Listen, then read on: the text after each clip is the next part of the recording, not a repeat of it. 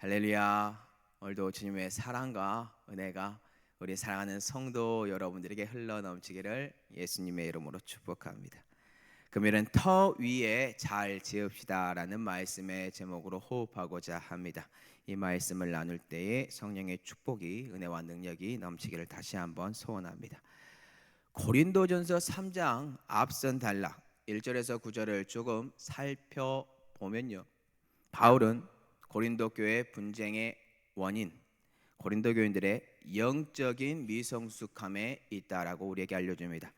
이는 그들이 육신에 속한 자들로서 시기하였죠, 분쟁을 벌였죠, 어리석은 모습을 나타내고 있다라는 뜻입니다.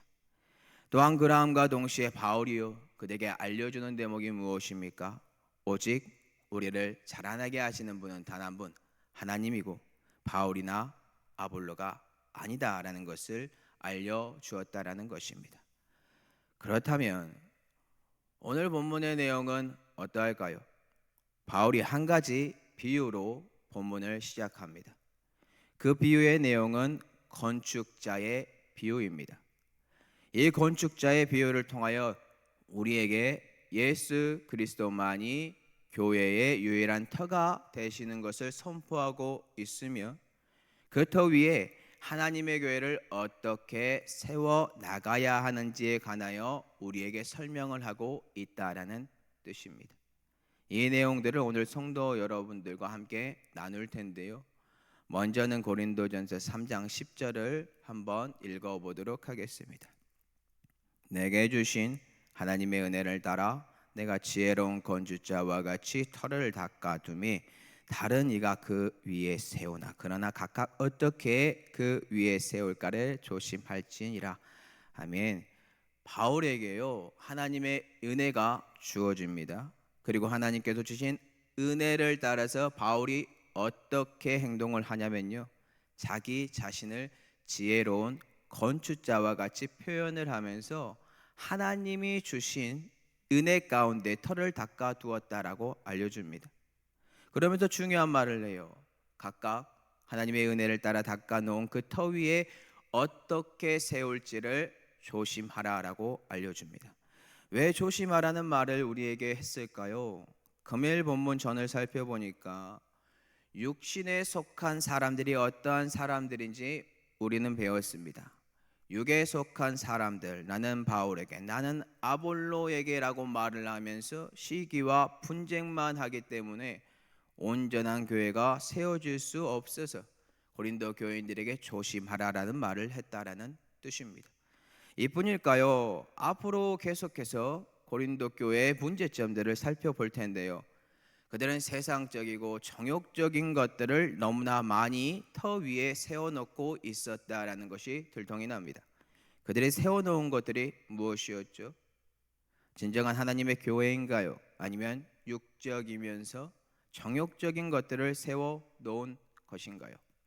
그들의 문제는요, 팔을 나누는 분쟁과 음행의 문제와 우상의 재물을 먹는 문제, 각종 영적인 은사의 남용 등 너무나 많은 것들을 잘못 세워놓고 있었다라는 뜻입니다.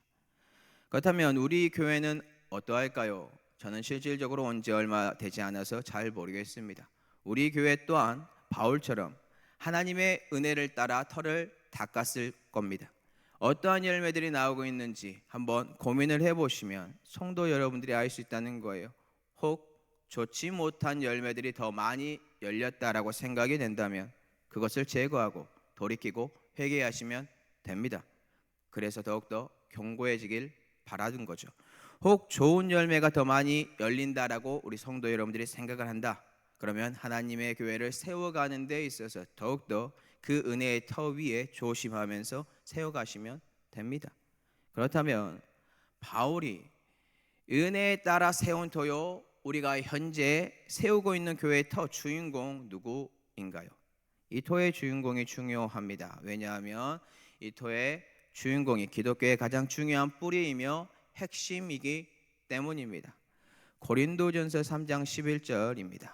이 닦아둔 것 외에 능히 다른 터를 닦아둘 자가 없으니 이 터는 곧 예수 그리스도라.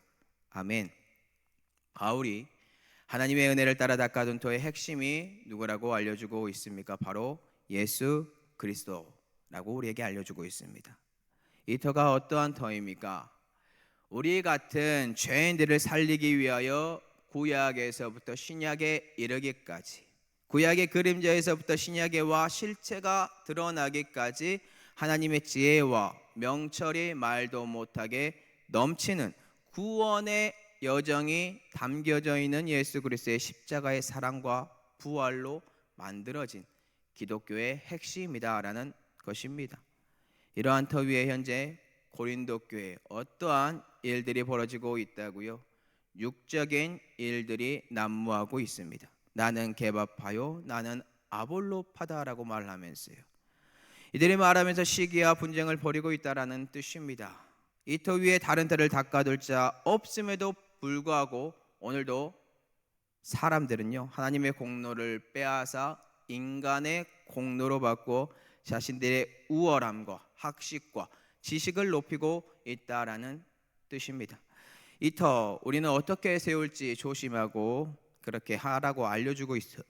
고린도 교인들은요, 조심하지 않고 좋지 못한 것들을 세우고 있다라는 것을 우리는 쉽게 발견하였습니다.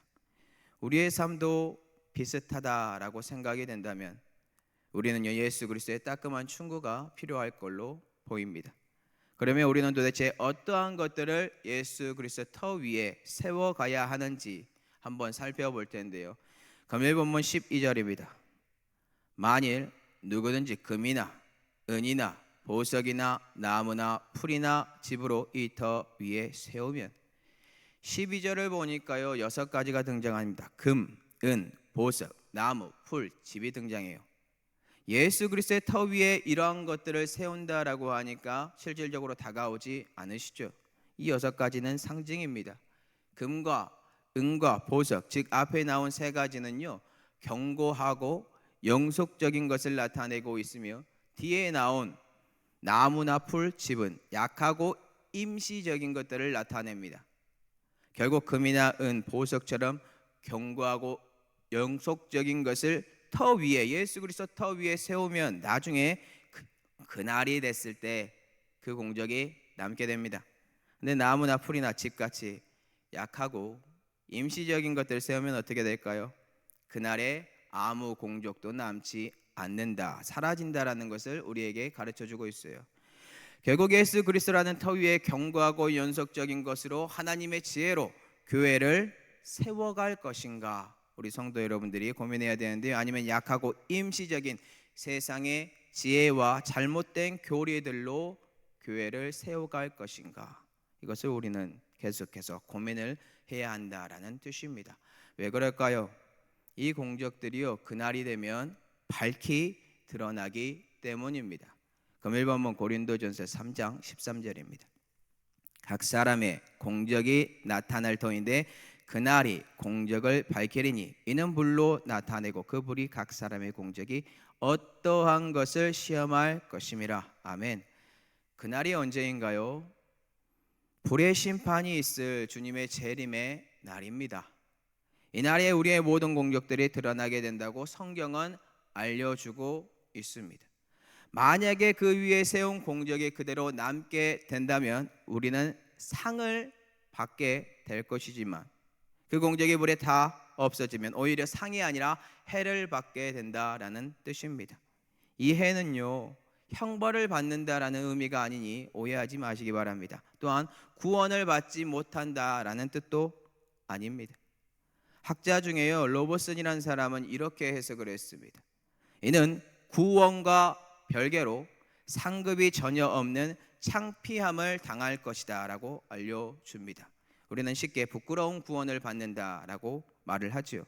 그러니 사랑하는 성도 여러분들, 예수 그리스도 터 위에 상 받을 수 있는 금, 은, 보석 같은 견고하고 영속적인 하나님의 지혜로 집을 지어 나가시기 바랍니다. 왜냐하면 우리는 은혜로 말미암아 믿음이 허락되어 구원받은 존재들이지만 상은 각자가 받기 때문입니다. 정말 그러한지 한번 보겠습니다. 고린도전서 3장 8절과 14절입니다. 각각 자기가 일한 대로 자기의 상을 받으리라. 만일 누구든지 그 위에 세운 공적이 그대로 있으면 상을 받고, 아멘. 모든 이들이 구원과 별개로 각자가 상을 받습니다. 그런데 오늘 본문에 근거한 상을 찾아보잖아요. 그 상이 불의 심판이 있는 주님의 재림의 때에 예수 그리스도의 터 위에 세운 공적으로 그대로 남아 있을 경우에만 상을 받는다라고 합니다. 그러니 우리 사랑하는 성도 여러분들, 고린도 교인처럼 인간적인 지혜와 지식으로 예수 그리스도라는 터 위에 집을 짓지 마시기 바랍니다.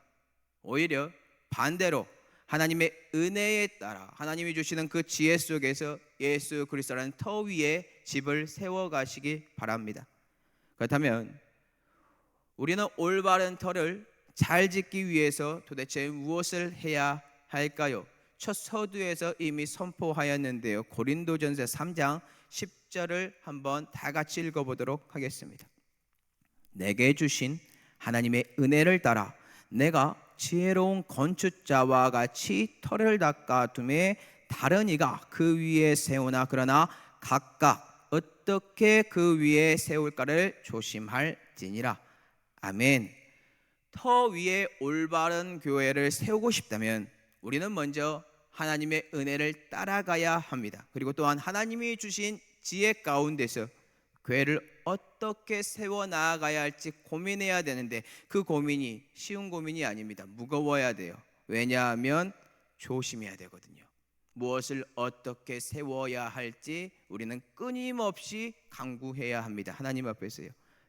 이로 말미암아 지혜로운 건축자는 함부로 집을 짓지 않습니다. 측정을 합니다. 실질적으로 지혜로운 사람들은 모든 것들을 주 안에서 모아놓고 이것이 세워질지 주님께 묻고 그 다음에 전진하는 거예요. 결국 올바른 터 위에 바른 교회가 세워나가는 것은 영적으로 우리가 민감해야 하고 깨어 있어야 하며 조심성이 투철해야 하고 하나님의 은혜를 따라가는 사람으로서 하나님의 지혜로 교회를 세우는 사람입니다. 이는 금, 은, 보석처럼 견고하고 용속적인 것을 예수 그리스도라는 터 위에 세워가는 사람으로서 하나님의 지혜를 소망하는 사람들입니다. 이 모습을 우리가 사모해야 됩니다. 오늘 우리 사랑하는 성도 여러분들이요, 이러한 은혜가 넘쳤으면 좋겠습니다. 세상적인 분쟁과 시기가 있는 육적인 것을 예수 그리스도라는 터 위에 세움으로 나무나 풀 집터처럼 주님이 오시는 그날 사라지는 공적들이 아니라요, 진정으로 하나님의 지혜가 넘침으로 예수 그리스도라는 터 위에 은혜가 넘치는 교회, 겸손한 교회, 시기와 분쟁이 사라지고 예수 그리스도의 십자가의 사랑으로 화평과 화목이 넘치는 교회가 되기를, 저와 성도 여러분들이 그러한 교회를 세워가기를, 잘 짓기를, 조심성을 갖고 겸손하기를 예수 그리스도의 이름으로 축복합니다. 이 시간